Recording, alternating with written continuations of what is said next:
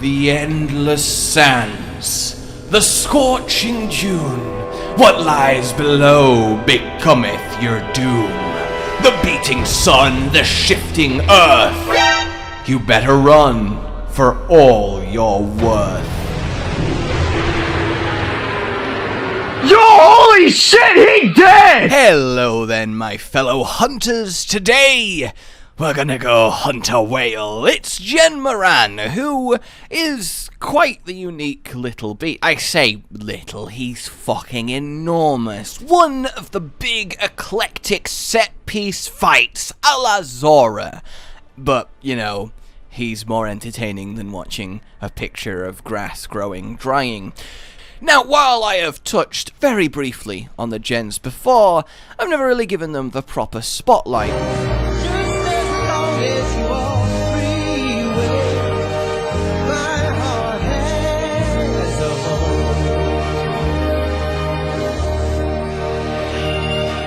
I think that is definitely a shame. They are, of course, elder dragons, the Crest mountain dragon, and he is found in the Great Desert, a vast expanse of sand, endless as far as the eye can see, and see is right, for it essentially acts like one. The sand here is so loose and fine, well, if you were to step upon it, you would just...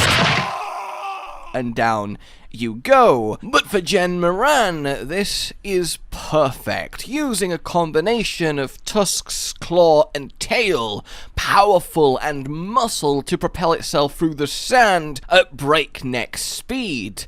The tusks in particular are dense, able to shatter through rock, and are very, very valuable. They make up nearly 20% of his full length, a length which easily surpasses 100 meters, dwarfing over 3 blue whales if they were to swim side by side. Basically, he thick. And he has the power to back it up. The great dragon ships sent out into the waste to hunt and track these colossal creatures, armed with a dragonator up front and bristling with the very best weapons that can be crafted, are mere paper toys to his onslaught.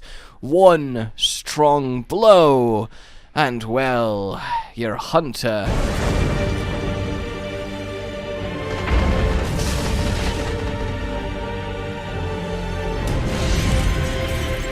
Fortunately, however, they are not generally aggressive. Calm by nature, they roam peacefully deep beneath the sand, where it feeds like a baleen whale, gulping down huge volumes of sand and absorbing any nutrients and minerals to be found. The leftover material is ejected violently through a series of blowholes lining the back of the beast, and they take the form of huge boulders screaming through the sky and cascading down with cataclysmic fury, puncturing holes in anything that they strike, be it boat or soft flesh.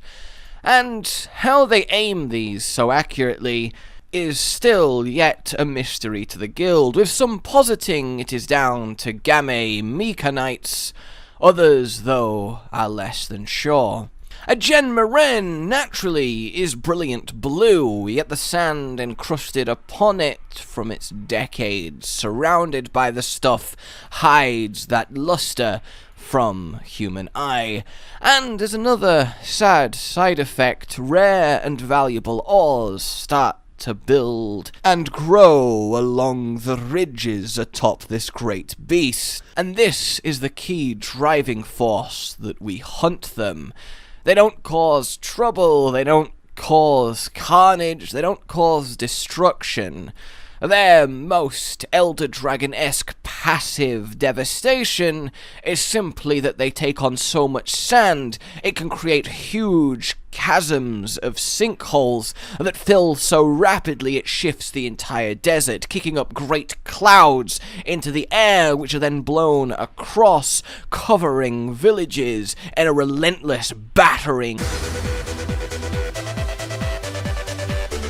for days, preventing life from running as it should. Is this reason enough to go after them? Likely not. But greed is a mighty motivation. The tusks, the parts, yeah, they are put to use, but the ore is where it's at. Now, given the tiny stature of a hunter in comparison to this mighty behemoth, it nary cares nor notices when many are riding its back. Now, the ore, of course, can be mined at this stage, but hunters cannot get enough to satisfy the need of industry with their bare hands alone, and thus the creature must be slain and brought still so that a greater harvesting effort can begin. It is kinda really sad when you think about it. One of the very few monsters that when hunted, sometimes it is. We just want those bloody juicy calves. However, the majority is not needless harvesting. A lot of the time, Jhen Mohran takes a dragon ship to be a rival vying for its territory, seeing the vessel as another one of its own kind. It's not the sharpest tool in the shed, especially for an Elder Dragon, but it does cause conflict to rise. Though more often than not, the Jhen is the one walking away from that fight. But ultimately, it is a simple creature, titanic in nature, unimaginably strong, but yeah, straightforward. He's not cunning, he's not filled with elemental fury, he's not destroying all living things left and right. He very much is, well, the peaceful whale outside of the peaceful whale of Monster Hunter. And as such, I have a soft spot for him. He's not strictly beautiful, but he certainly has something about him. Majestic is fair to say, or inspiring too, as he speeds along in line with your ship in the distance, effortlessly careening through the sand. You can see your hunter having a "I never imagined such a thing could exist, never imagined such a thing could be" moment. And for me, that is quite special. So no back legs, just the front pair and the tail, and that means that when he is kinda still, he's not the most graceful of sorts, and once you injure him enough through a combination of doing the dirty work yourself on his back, dragonating him when the time is oh so right, cannons, ballistae, and all manner of fury us hunters can bring, he'll enter the final showdown. Still, he'll be, or at least a lot more so than before, we will park up and play a game of keep away as he slowly roams towards the ship and attempts to completely break it asunder, along with every soul on board.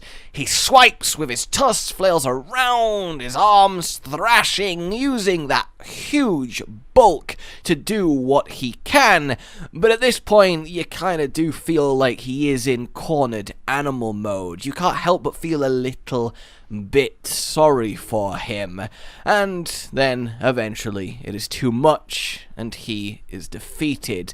The fight honestly is quite fun. You essentially spend your time using the siege weaponry available, hopping on his back, going for a bit of a mine, bit of slash, running up and down it. If you fall off, you sink down below the sands, grab hold of a rope and skate across behind the boat as you drag yourself into the hold and then end up back up on board for another go. And it has this visceral feeling. You do get the sense of moving at blistering pace, facing down this humongous entity as it attempts to ram into the ship, as it dives from side to side, which honestly a lot of the time can feel a little bit irritating.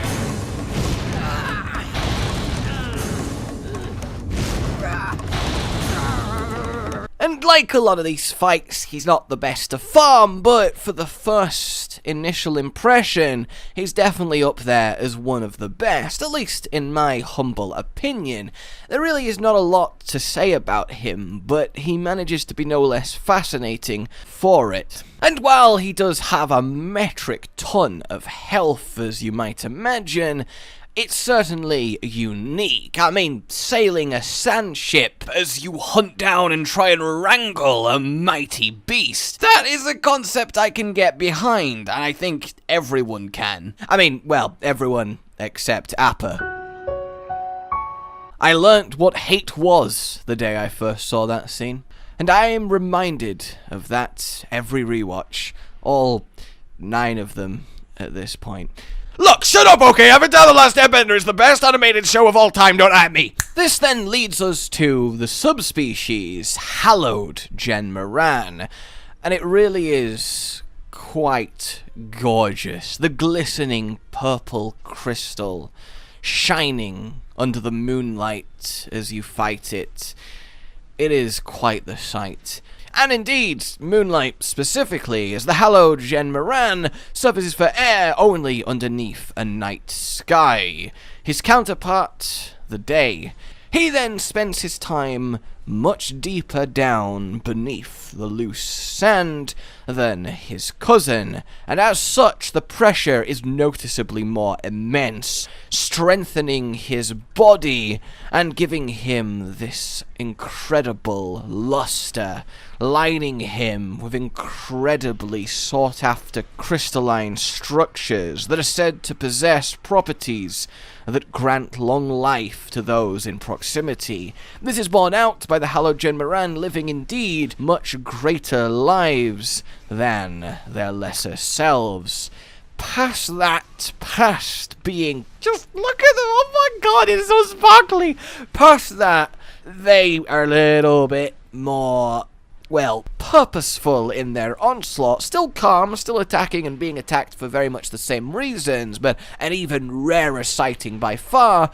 They just have a bit more deliberacy to them. They are much harder to bring down, and they mix it up a lot with what attacks they use where, and it's essentially a lot more of an engaging fight. Familiar, but there is a certain something about it. The Hallowed Jhen Mohran, then, likened to a crystal shimmering in the darkness, it inspires such awe and wonder that news of a sighting draws a stampede of hunters from across the land. To be the one to bag such a prize is to earn eternal legend.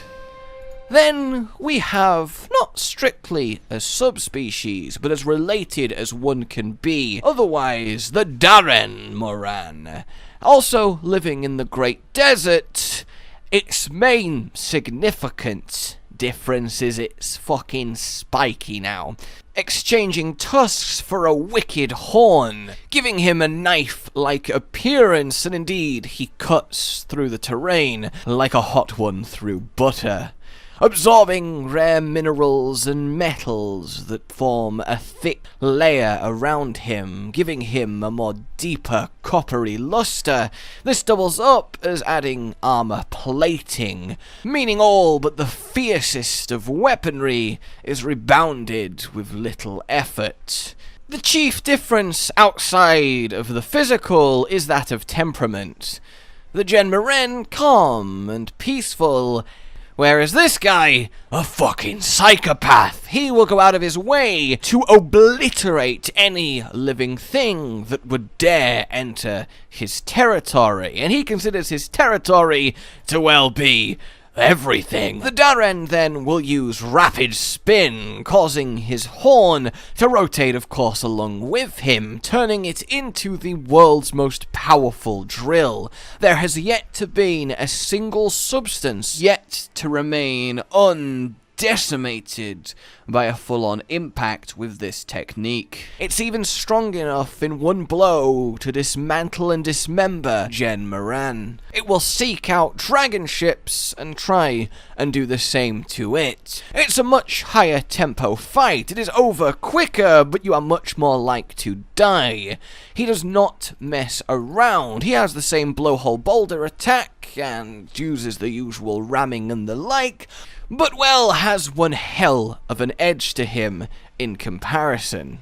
And with that, we bring this trio to a close. And the question that remains is, would they fit in Monster Hunter World? And it's a tough one to answer, because these experience hunts, right, they're not strictly fights. They are go on this epic encounter, tend to divide people. I imagine a lot of you are like, yes!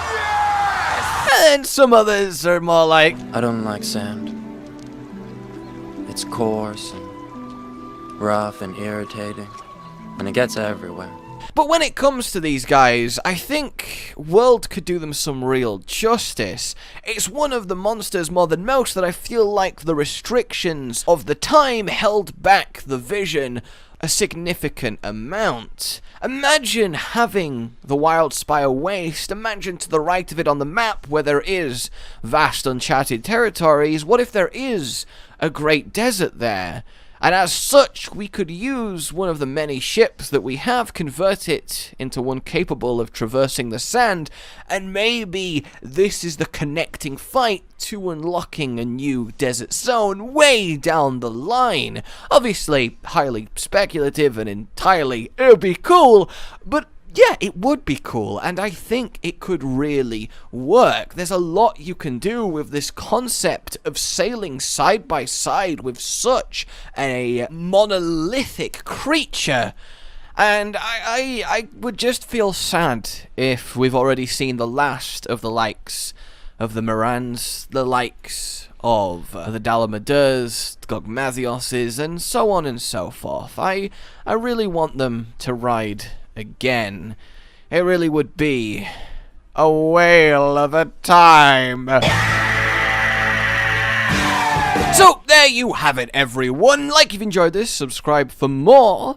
What would you like to be glorified next? To be fair, I'm totally happy to do the likes of Lao Shanglung and Cadeus, the actual whale, and let you see what makes them really work, but you will have to let me know. Huge thank you once again to DigDugDack for the footage of monsters no longer capturable by yours truly. He's down below. Like if you enjoyed it, subscribe for more. I will see you very soon. A good boy. Rage Gaming with the video float. But that's all that's really relevant at the mo, but I'm still gonna leave this up so you patrons know that I love you even though the outro's no longer that kind of relevant. But the new one's being worked on and it's gonna be a truly badass song, and don't worry, I won't be doing any rapping on it. I'm gonna go now. This was shit.